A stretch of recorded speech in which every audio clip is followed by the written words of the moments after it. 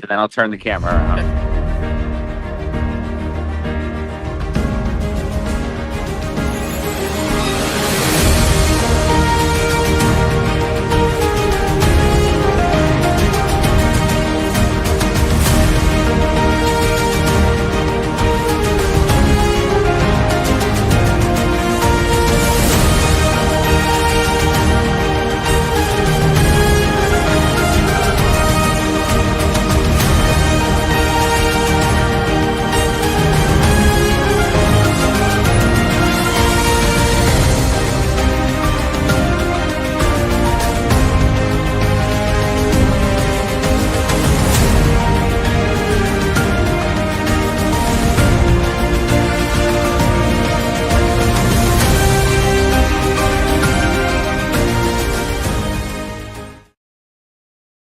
All right. Well, good morning, good afternoon, good evening, everyone, and welcome to the world's most exciting classroom. My name is Joe Gorowski, and I'll be your host for today.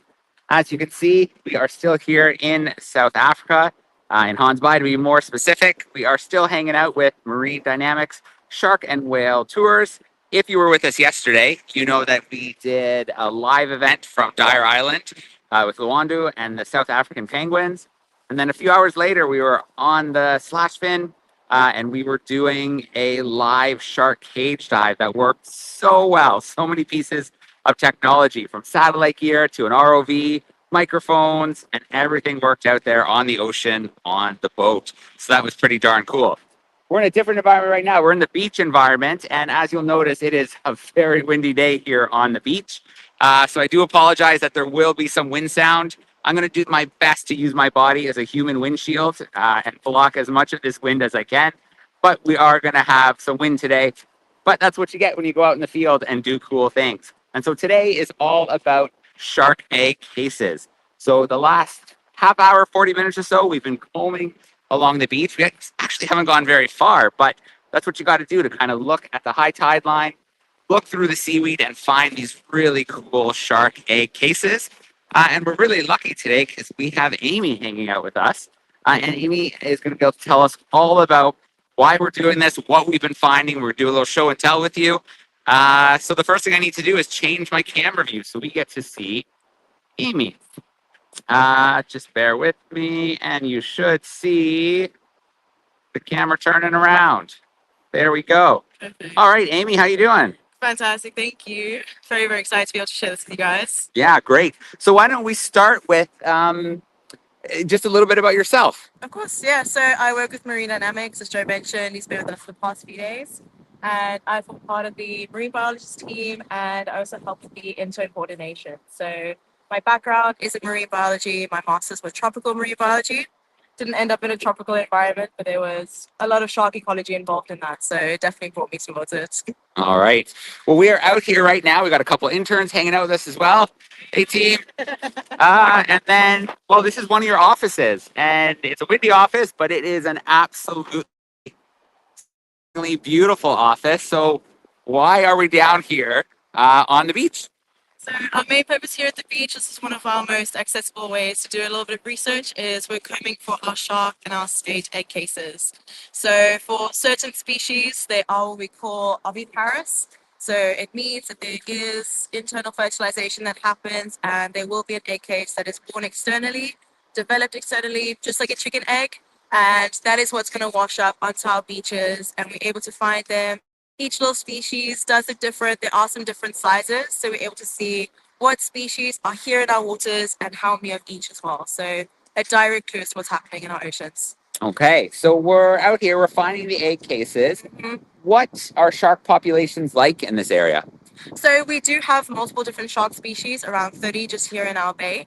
And when it comes to the different cat sharks and the shy sharks, they are one of our more abundant species. There are a few that are listed a little bit higher on the IUCN Red List, which is the conservation initiative to rank different species.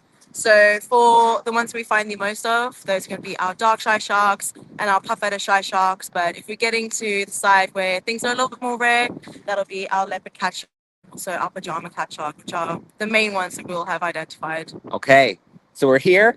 We're on the beach. We're collecting the egg cases. They look really cool. Yes. We know how many we're collecting, but why do we care? What kind of science, what kind of information can we get? So finding them here on our beaches does mean that they're directly here in our waters as well.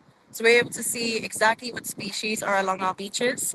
We have found through the different studies that there's not much seasonality difference. So these places are born all year round, but it's going to vary on location. So based on what different substrates you have. So out here in the beach right now, it is a sandy sediment. If you go a little bit further along, we do have some rock pools, some kelp forest that's going to change the different species that you see.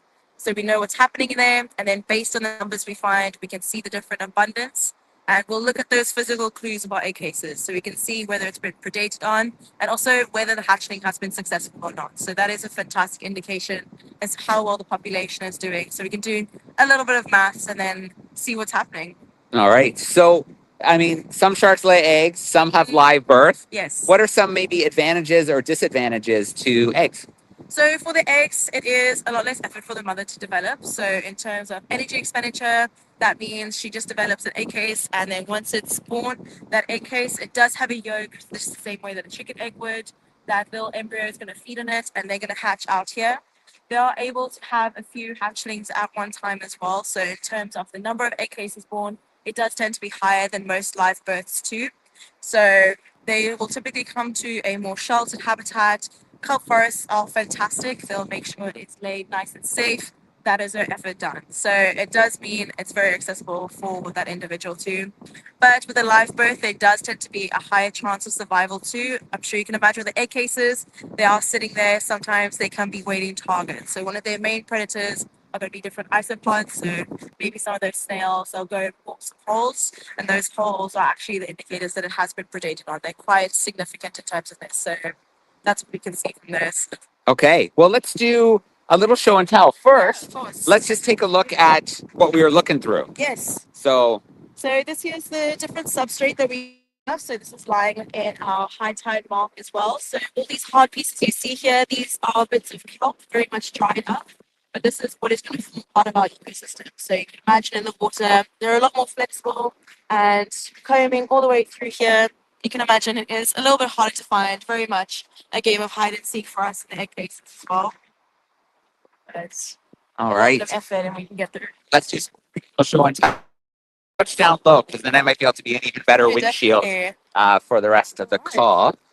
But yeah, so before we get into the actual egg cases we find, so these are the different species that are most predominant here in our area. So the ones here along the top, these are our sharks and our cat sharks. And down here, you can see the ones that have these, what we call horns.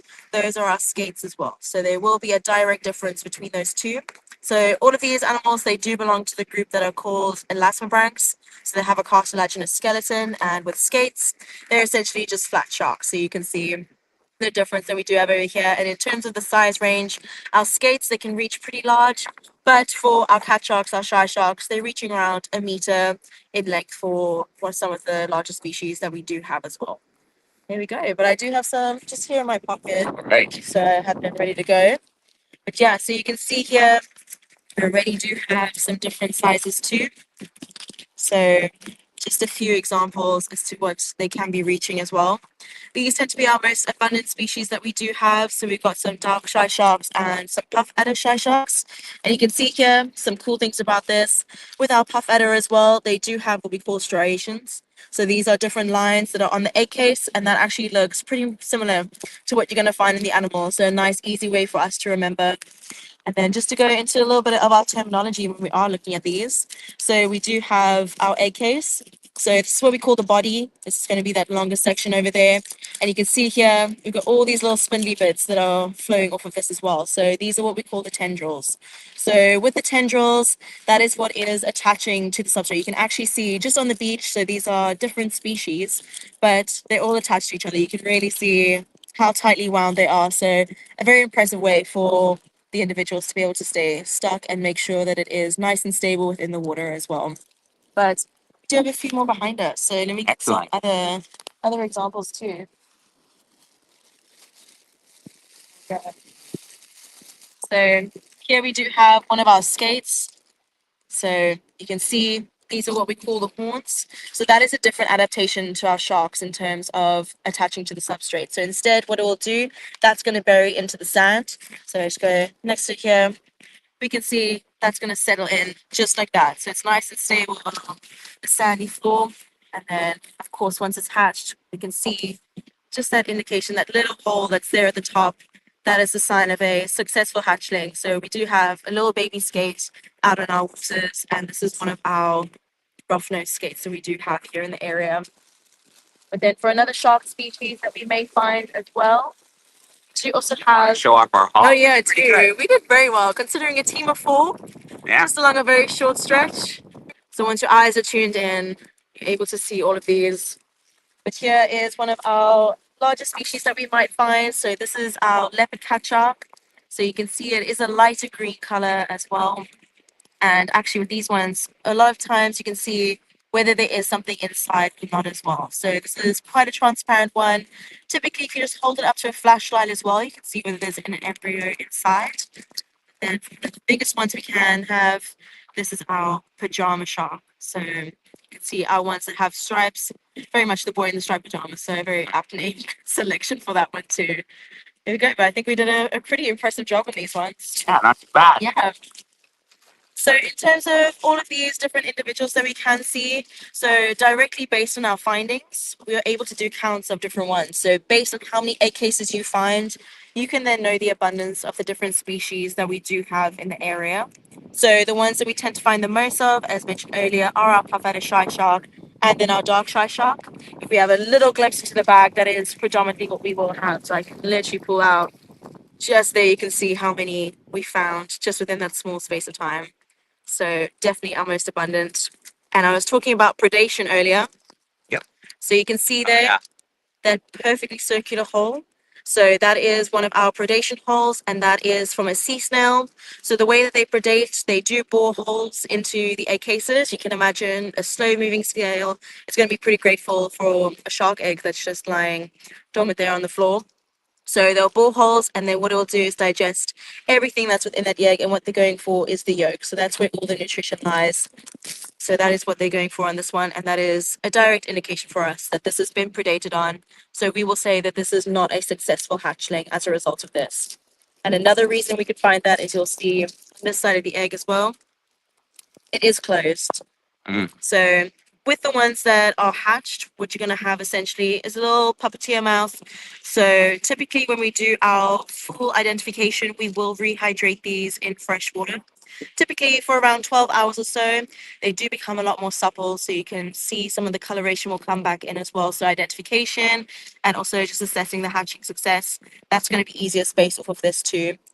But with this case, it does mean that there wasn't anything that came out. So this was an unsuccessful hatchling. So based on this, we can count how many we had that were successful and were unsuccessful. So you can see the hatching success per location, per species. And it is just a nice bio indicator as to how many you're going to have out in your waters as well. So we know predators can be an issue, but yes, what about something like changing sea temperatures and things like that? Can that have an impact on the eggs? Yes, of course. So with eggs as well, they are going to be sensitive to temperature change. So there's different enzymes, there's different proteins, and proteins, they're very much affected by temperature. So an increase within that may disrupt some of those proteins, that hatching success, and also the distribution of the species that you have. So when it comes to even coastal development, removal of any of that substrate, that is a safe space that these places are being born, these egg cases. So removal of that is going to mean, unfortunately, they will be more exposed to predation, even open to the elements. You can imagine a lot of these individuals have survived a pretty rough condition. So our seas here, they are pretty windy. There's some strong currents coming in. We are situated along what we call the Cape of Storms. So they have to endure a lot. That is why they do need the safety of those environments. So removal of that, change of that is definitely going to have a decline in certain species and how well they're doing in terms of survivability. All right, so let's put a couple of these away so we don't Yeah, lose them in the wind, and then let's get you back on camera for a few more minutes Perfect. before we wrap up our shark egg collection. Pretty darn successful. Yeah, I'm impressed with our efforts. Oh, there's a strange species on the beach. That's not my field of expertise. All right, I'll tell you that. fair enough. Okay, very cool. Well, it is. I mean, it's beautiful here. You know, we talked about the egg cases, which are a good way to kind of indicate how some of those species are doing that we've talked about. Yeah. But how do you monitor some of the other species? in the area? So here in the wider area, when it comes to the egg cases, of course, that's nice and easy in our collection. When it comes to some of the larger species as well, what we can do is our tagging efforts. So we often come down to the beaches for the purpose of fishing with the idea to tag them. So you can have a small thin spaghetti tag. It's a very thin yellow strip of plastic, and over that point, it's going to have a serial number. So you can tag those individuals. This is from ORI, so that's the Oceanographic Research Institute in South Africa. They started this up. It is a citizen science project, so very accessible. And it does mean with that tag, if there are any recaptures, you can see how far they've moved. If there is high site fidelity, so what that means, just fancy for saying they like this area, they don't want to move out of it, their migration patterns, how much they're growing in a certain space of time. So that's a very exciting way to do that. And then also just visual observations, specifically from our shark cage diving boats, is those boats and our research, they do go hand in hand as well. All right, great. So surviving the egg case and hatching is one thing. Mm-hmm. What are some pressures that our little species like the cat sharks and the pajama sharks are facing?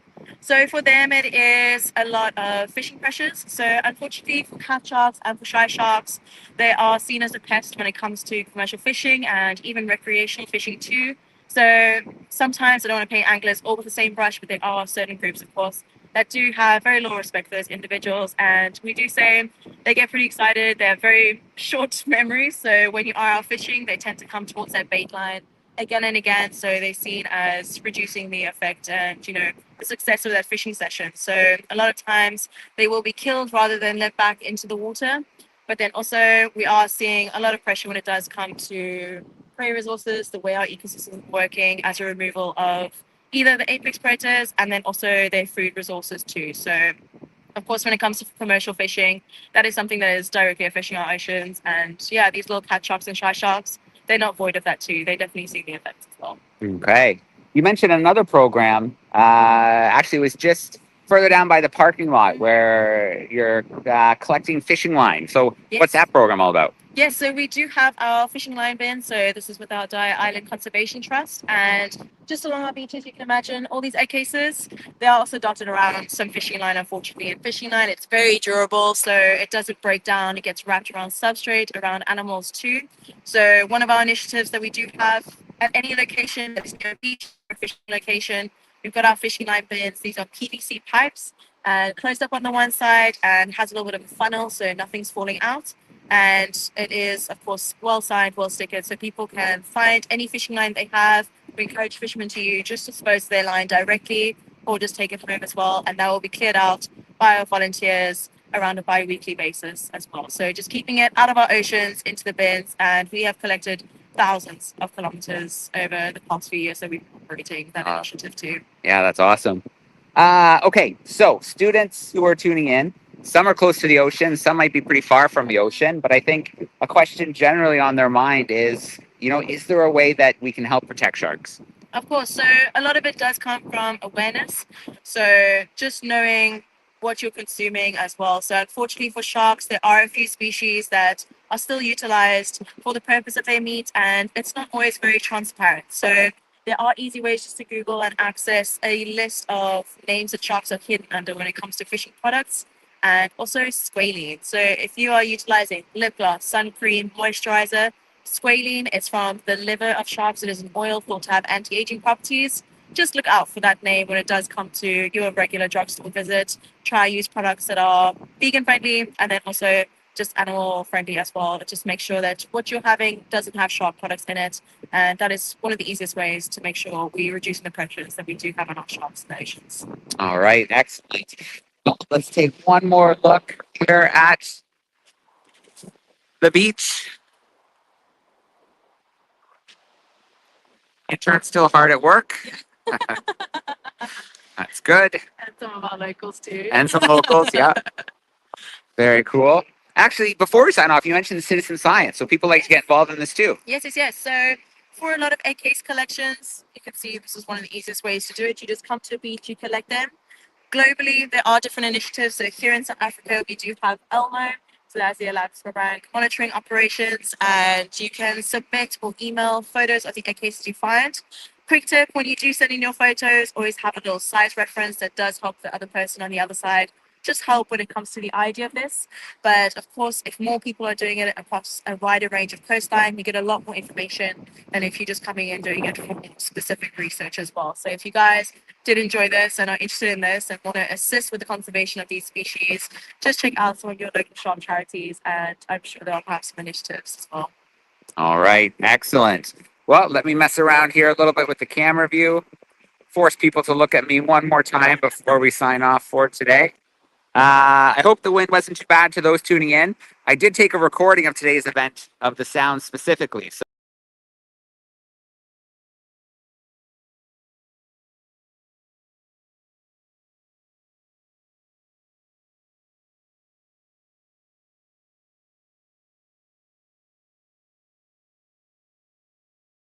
all right, I should be back, but I should mention that we are using a Starlink here on the beach, so it's really good connectivity, but every once in a while, the satellite does drop out on us, so I think you lost me for a second.